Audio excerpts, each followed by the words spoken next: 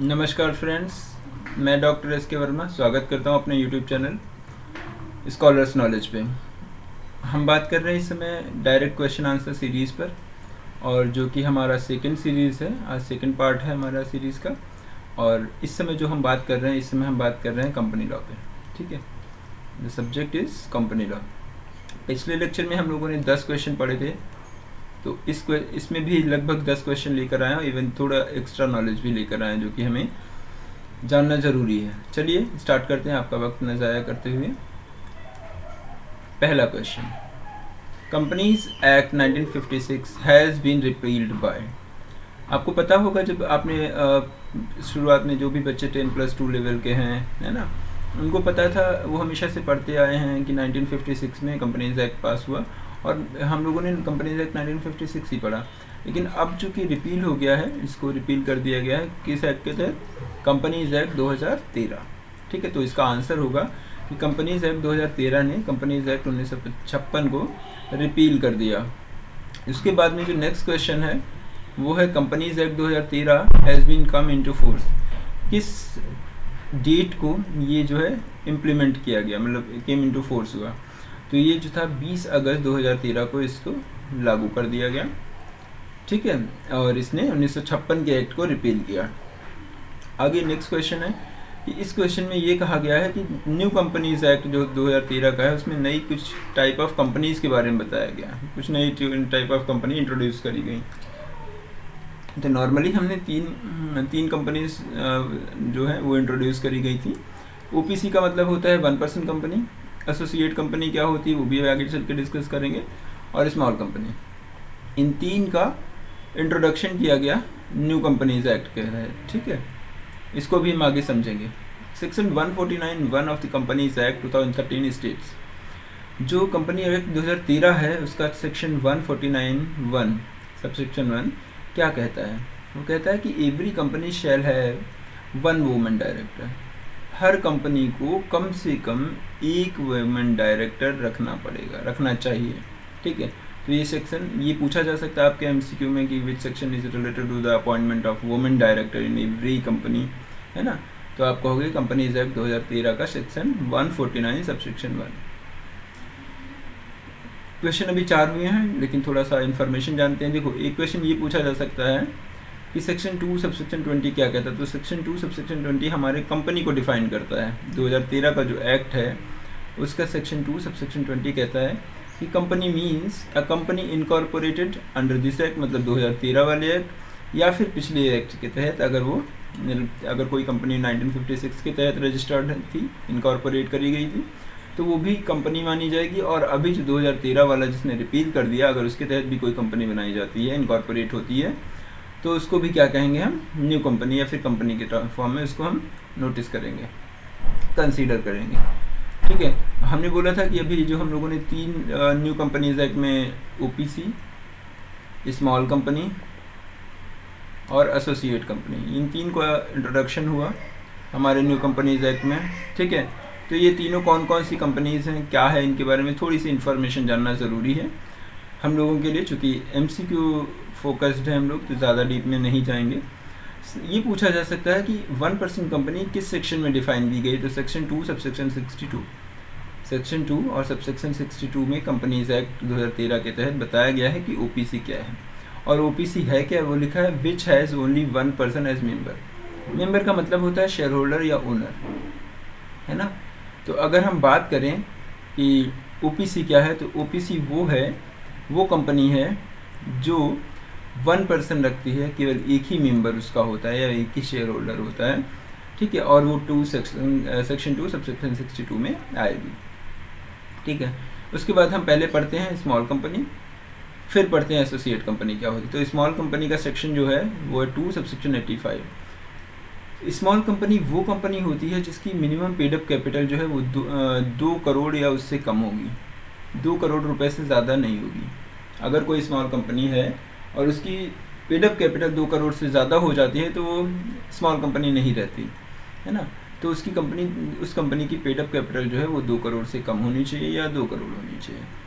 जबकि साथ ही साथ उसका जो एनुअल टर्नओवर है या एनुअल सेल्स है, जो वो 20 करोड़ से कम होनी चाहिए या 20 करोड़ रुपए तक होनी चाहिए। ये पहले जो पार्ट था, ये 2 करोड़ की जगह पे पहले 50 लाख हुआ करता था, जिसे गवर्नमेंट ने रिवाइज किया है। तो पहले क्या होता था, 50 लाख पेड अप कैपिटल या उससे कम, और यहाँ पर 2 करोड़ एनुअल टर्नओवर जो था या फिर उससे कम। ठीक है, अब चेंज कर दिया गया। अब इसके बाद में जो थर्ड टाइप ऑफ कंपनी है which has been introduced in companies act 2013, उसकी भी बात करते हैं कि एसोसिएट कंपनी क्या होती है। सेक्शन 2 सबसेक्शन 6 में बताया गया है, और इसमें ये कहा गया है कि मान लेते हैं एक कंपनी है ए और एक कंपनी है बी। अगर ए कंपनी बी कंपनी में सिग्निफिकेंट इन्फ्लुएंस रखती है, ठीक है, अगर ए कंपनी बी कंपनी में सिग्निफिकेंट इन्फ्लुएंस करती है तो बी कंपनी ए कंपनी की एसोसिएट कंपनी होगी। ठीक है, समझो, अगर ए कंपनी का सिग्निफिकेंट रोल है या इन्फ्लुएंस है बी कंपनी में, तो बी कंपनी में इंटरफेयर ये करेगी, और जब इंटरफेयर करेगी इसका मतलब है कि ये इसकी एसोसिएट कंपनी हुई। अब सिग्निफिकेंट इन्फ्लुएंस 2 तरीके से डिफाइन किया जा सकता है। पहला, जो टोटल वोटिंग पावर है उस कंपनी का, उसका अगर 20% या उससे ज़्यादा किसके पास हो, जो मेन कंपनी है उसके पास हो, या फिर उसके डिसीजन मेकिंग पावर में पूरा रोल ए कंपनी का हो, और ये रोल जो है एक एग्रीमेंट के तहत हो। ठीक है, तो ये एसोसिएट कंपनी होती है। थर्ड पॉइंट एक और है कि अगर जॉइंट वेंचर कंपनी है तो वो भी एसोसिएट कंपनी मानी जाती है। ठीक है, तो एक बार पढ़ लेते हैं। Associate company section 2 subsection 6, a company in which that other company has a significant influence. जो मैंने कहा, ए कंपनी का बी कंपनी में सिग्निफिकेंट इन्फ्लुएंस है। इसका मतलब क्या है कि control at least 20% of total voter power, है ना, और control of business decisions under an agreement. ठीक, या फिर कोई जॉइंट वेंचर। ठीक है, आगे चलते हैं। अभी तक हम लोगों ने 4 क्वेश्चन डिस्कस किए थे, और बीच में ये चीज़ें, ओपीसी क्या है, ओपीसी सेक्शन कौन सा है, 2 सबसेक्शन 62। ठीक है, स्मॉल कंपनी क्या है, 2 सबसेक्शन 85, और एसोसिएट कंपनी क्या है, सेक्शन 2 सबसेक्शन 6। ठीक है, अब बात करते हैं कि अंडर राइटर्स या अंडर राइटिंग क्या मतलब है।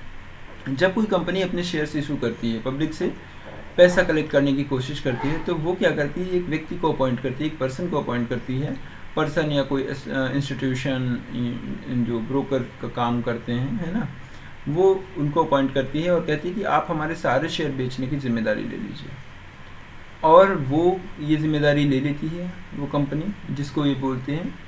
साथ ही साथ वो ये भी कहती है, जो जिसने जिम्मेदारी ली है उसको ब्रोकर भी एक तरीके से हम बोल सकते हैं, उसने ये भी कहता है कि अगर मान लेते हैं आप 100 शेयर बेचना चाह रहे हैं, या 100 शेयर जनता से 100 शेयर का पैसा चाह रहे हैं, और इसमें से ये कहते हैं कि जितना शेयर आपका बिक जाएगा, मान लेते हैं 90 शेयर जो है बिक गए मार्केट में, 10 शेयर रहेगा, तो कहता है अगर कोई भी शेयर बच जाते हैं, बिकने से रह जाते हैं, तो वो सारे शेयर जो है अंडर राइटर उसको कहते हैं, तो वो रख लेता है, वो अपने आप खरीद लेता है और पैसा उनका कंप्लीट करवा देता है। ठीक है, तो यहाँ कह रहे हैं कि अंडर राइटिंग मीन्स क्या है।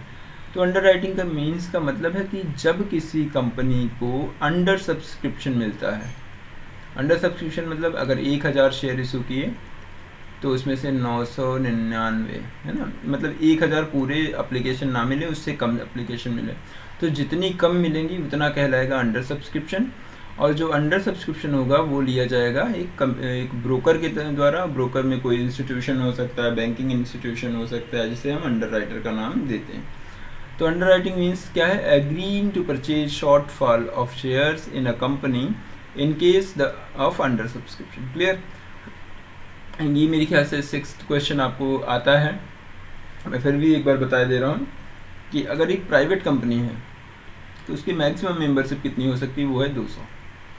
कंपनीज एक्ट 2013 के तहत ये बताया गया कि प्राइवेट कंपनी अगर है तो उसके जो मैक्सिमम शेयर होल्डर्स हैं वो 200 हो सकते हैं। और एक और मैं बात बताऊं कि कोई भी प्राइवेट कंपनी पब्लिक से शेयर इशू करके पैसा नहीं अरेंज कर सकती। ठीक है, अगर मैं मिनिमम बात करूं यहीं पर कि मिनिमम कितने मेंबर्स हो सकते हैं, तो प्राइवेट कंपनी में मिनिमम 2 मेंबर्स हो सकते हैं। ठीक, मैक्सिमम 200, मिनिमम 2। यही पब्लिक कंपनी में मिनिमम जो है 7 हो सकते हैं, जबकि मैक्सिमम की कोई लिमिट नहीं है। प्राइवेट कंपनी के केस में 7th क्वेश्चन जो बता रहा है कि डायरेक्टर्स कितने हो सकते हैं, तो मिनिमम डायरेक्टर्स प्राइवेट कंपनी में 2 होते हैं। जबकि ओपीसी में 1% कंपनी है तो एक ही बात करेंगे, उसको हम अलग से डिस्कस करेंगे, उसको भी छोड़ दीजिए, है ना। जितना हमें रिक्वायर्ड था उतनी हमने उसमें डिस्कशन किया है।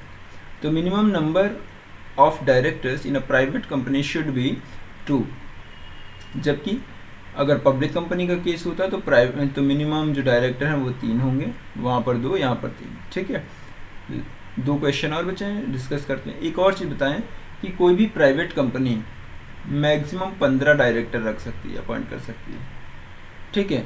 एक ये इंपॉर्टेंट क्वेश्चन है, ये पूछा जा सकता है कि जो कंपनीज एक्ट 2013 है उसका सेक्शन 8 कंपनी क्या है। कभी कभार क्वेश्चन में आपको डायरेक्ट स्पेसिफाई नहीं किया जाएगा और लिखा होगा section 8 company, type of company under section 8, तो इसको नॉन प्रॉफिट कंपनी कहते हैं ना। किसी भी जो बिना प्रॉफिट कमाने के लिए, जो प्रॉफिट ना कमाने के लिए बनाई गई संस्थाएं हैं, कंपनीज हैं, वो कहलाती हैं नॉन प्रॉफिट कंपनीज, और उन्हें सेक्शन 8 ऑफ कंपनीज एक्ट 2013 में डिफाइन किया गया है। तो थैंक यू दोस्तों, आशा करते हैं हमारे वीडियोस आपको पसंद आ रहे होंगे, और अगर आप इनको रेगुलर देखोगे तो डेफिनेटली आपको तैयार हो जाएगा आपका लेक्चर पूरा, आपके एक एक चीज़ें क्लियर होंगी, और मैं आगे कंटिन्यू रखूँगा इसको, कोशिश करूँगा कि जल्दी से जल्दी ये सब्जेक्ट कंप्लीट हो ताकि हम अदर सब्जेक्ट पे जंप कर पाएँ, है ना। और प्लीज़ हमारे चैनल को लाइक शेयर सब्सक्राइब करना बिल्कुल ना भूलें, और लोगों को भी बताएं इसके बारे में, जो आपके फ्रेंड्स हैं जो पढ़ना चाहते हैं, है ना, उनको भी शेयर करें। Thank you.